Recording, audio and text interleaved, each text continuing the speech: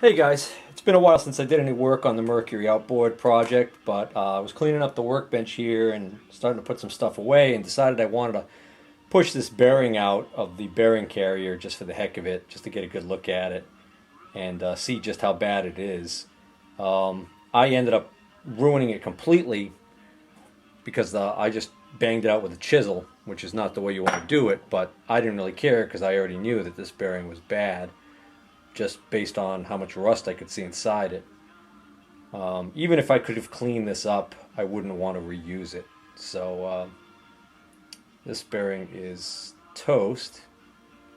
And now with that bearing out, I was able to put a socket and another little just piece I had laying around of the correct diameter down inside it.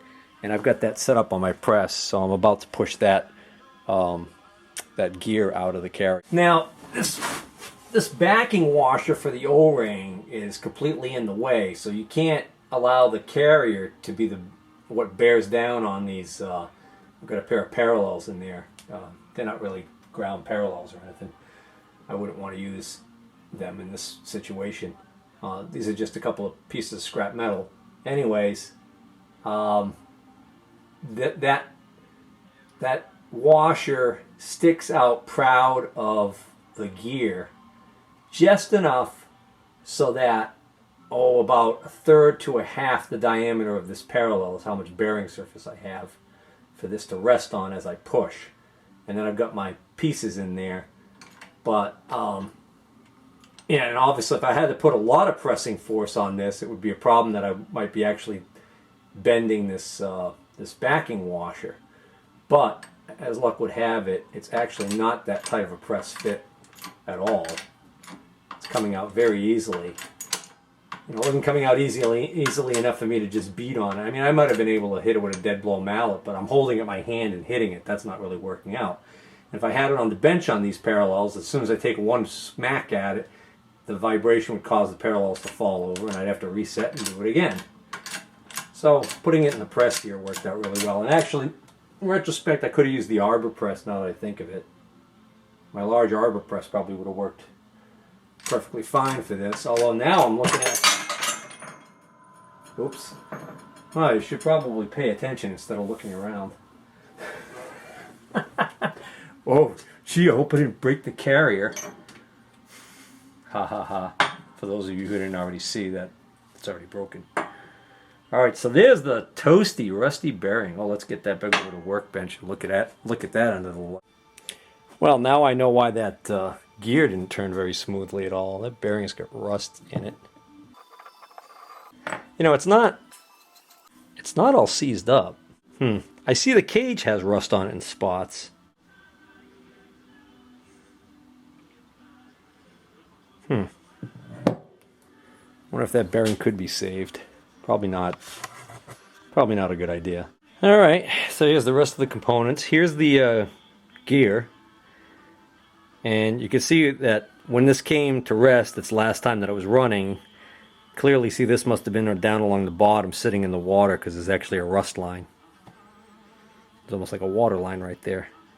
And this is that backing washer. And I can see it is still straight, so I didn't bend it.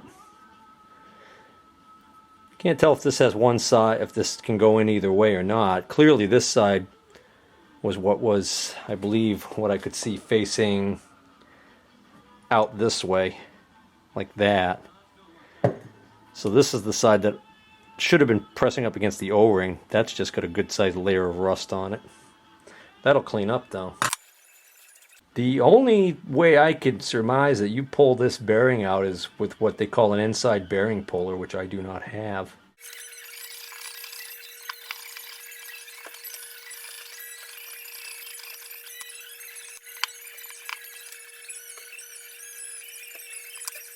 Well, as I suspected, the number stamped on this bearing is probably on the other side that I can't see. Yeah, it would just have been a handy piece of information to have if I was able to get it, in case I do end up ordering a new bearing for the next lower unit that I get a hold of. Who knows? I might end up getting one that's supposedly good and finding out that it has issues too. You never know.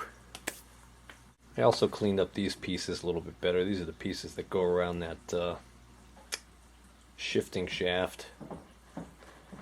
And I can see clearly now that this is broken into multiple pieces and that there's still a piece missing. These pieces match up right like this. But it's clear that there's a whole section missing out of here. And then this somehow goes down over this. Not quite sure how this worked. Anyways. Well, I'm going to figure out what the number is on that bearing. Maybe somebody else watching these videos would like to know. So I get these two little pieces out of my scrap junk drawer, and they're the perfect length so that once they're behind here, and I tuck them off to the side, they'll grab the edge of this inner part of the bearing, but they're short enough that I can actually get them in.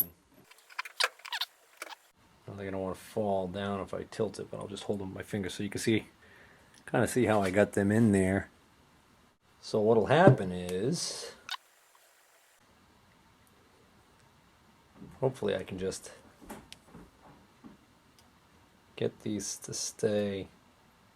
There we go.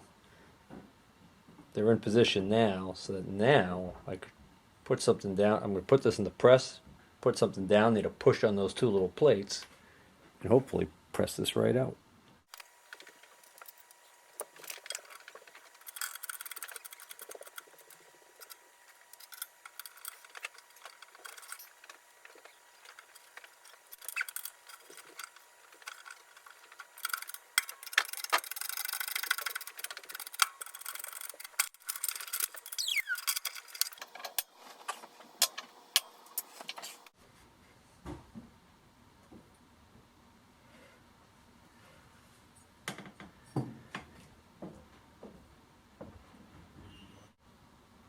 Interesting. I can't find any markings on this bearing. That actually doesn't sound anywhere near as bad as I thought it would. Back to the problem of getting that shaft out. I'm going to try my little Starrett screw jack.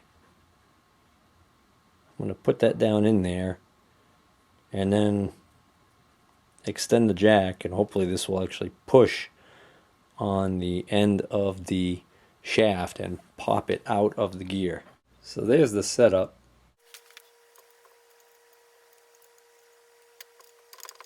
Yeah, that didn't work.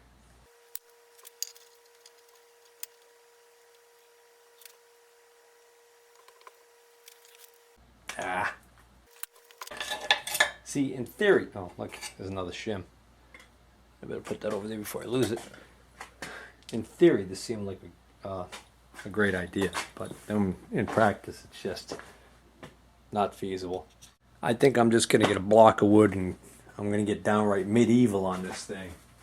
And you know, if I crack the housing, so be it.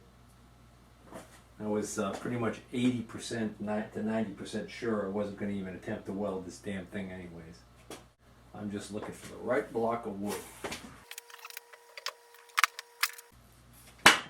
I guess that's going to fall off every time I hit it, right?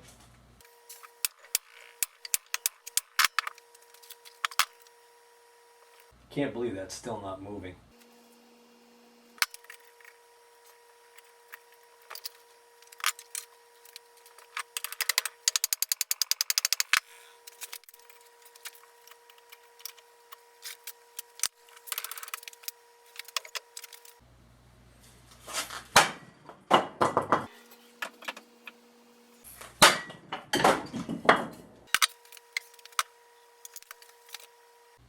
That must be the little shifting cam just fell out.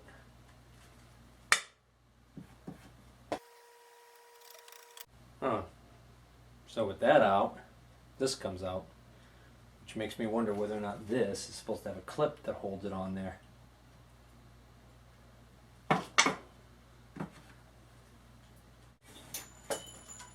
Uh-oh. That sounded like the clip just came out. I just heard a little tinkle of metal go flying.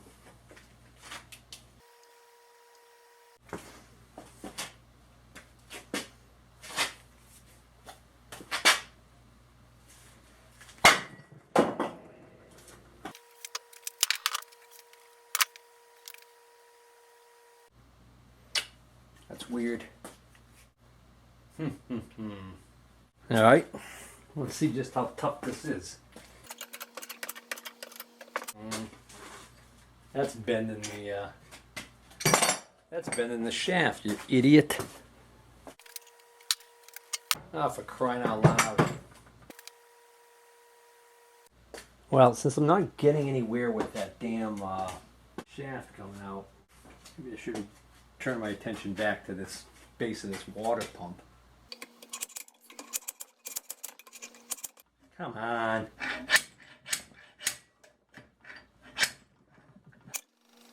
Anybody have any idea why the hell that would be so hard to take out? Well, this hook on this thing's not quite the shape I need to get underneath there.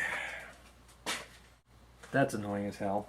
And what I mean to say by that, being annoying as hell, is that all indications are that that should come out. It should just come out. And instead, it's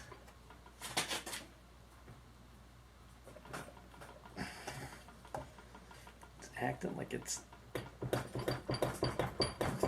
acting like it's cemented in there.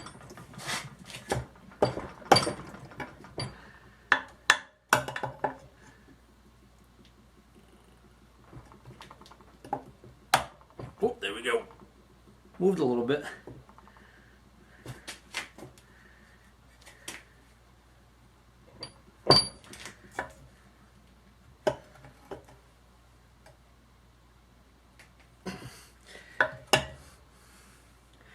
God, could that be stuck around the shaft? That almost seems crazy. That's just big in a snap into multiple pieces. I don't know how the hell I'm supposed to pry this end out if this is that tight. Has anybody ever seen one of these actually seized into the seized into here like this?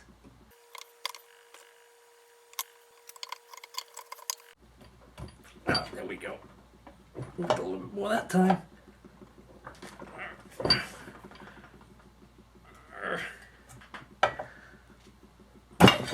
Oh man.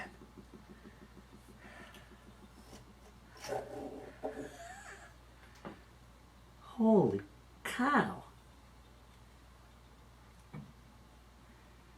Oh my, yeah, another rusty bearing in there. No wonder why this isn't coming out. I bet you that bearing is stuck right in there. Huh. Now I know that plastic doesn't rust, but when you have plastic in a tight press fit and the metal that it's pressed into is corroded, then you can get the same effect as a rusted bolt and nut stuck together, which is that they're seized to each other. So I finally got that out. Not sure how good the light's going to be over here, but with the flashlight, you can see there's actually corrosion and rust in there.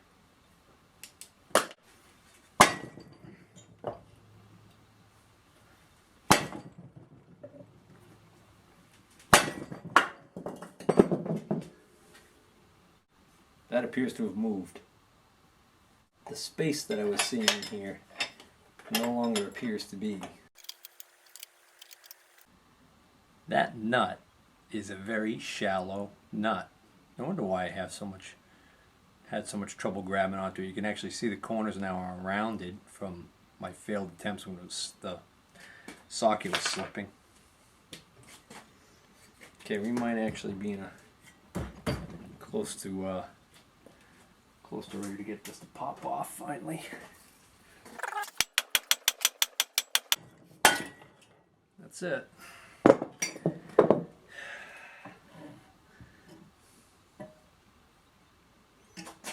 For all I know, you guys who work on outboards that run in salt water all the time might be saying, "Yeah, that's just par for the course."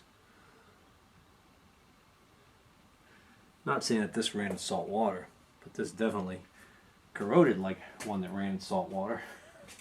Alright, let's take a look at how this is assembled here. So it looks like we've got, in my case, we've got two shims. Okay, and then the bearing sits on the two shims, and then on top of the bearing is another shim.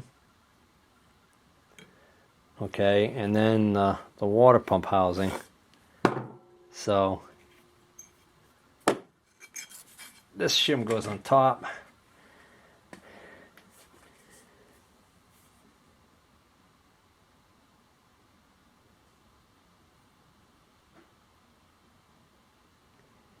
Oh, that's interesting. It's not doesn't have a key. It's actually a splined shaft with a taper, and it's not even a straight taper. Talk about dirty pool. If you wanted to make one of these, look at that bit of baloney there. Huh. Well, I guess they got a good reason for doing that. I guess because probably just a keyway and a tapered fit. With the torque that's on this thing, it would probably just snap, and being buried inside the gearbox is not where you want to have to go. Here's the area where that pinion bearing that's still in the case, pinion bearing, needle bearing that's still in the case rides. You can see there's some indication here of damage, but that actually feels nice and smooth. This is actually in better shape than the areas on the prop shaft. This bearing, oh, it's nice and tight, and I don't mean I'm being sarcastic. It's bound up. Huh.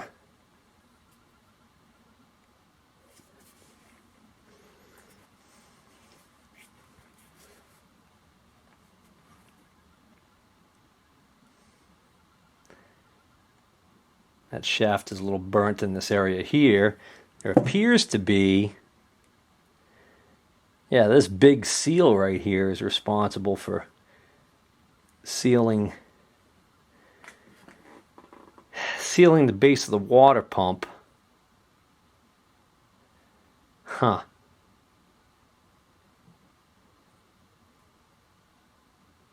Man, it's amazing water doesn't get into this thing. Well, water did get into this thing, but I don't think through the water pump. So what I mean to say. Ah, more carnage. Here's the pinion gear, which, yeah, could tell pretty much looking down at it when it was still in there. There's no broken teeth on it, and it actually looks like it's in excellent shape. And then this gear, which I believe would be your forward gear. Okay. A lot of that crud you see on there is from me drilling and working at getting that carrier out, that carrier nut out.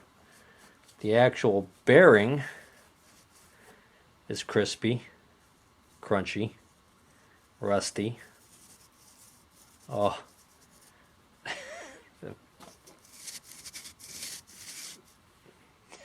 That's got like, oh my goodness, that is horrible. And then there's another needle bearing in the middle here. Wow. Now if that looks like that, I can imagine what the race looks like that's still in the housing. Now that I've got the gear out, there's some debris that was behind it that should come out.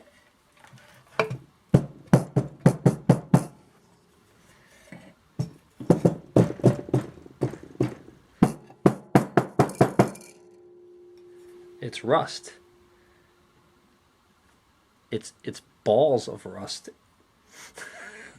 Wow. All right, so I'm guessing that race for the bearing is pressed in there, and I'm betting that's nowhere near going to be in the mood to come out. That's what I'm looking at, guys. There we go. You can see the rust on that race, and you can see the rust behind there. It's just a, that's a nightmare.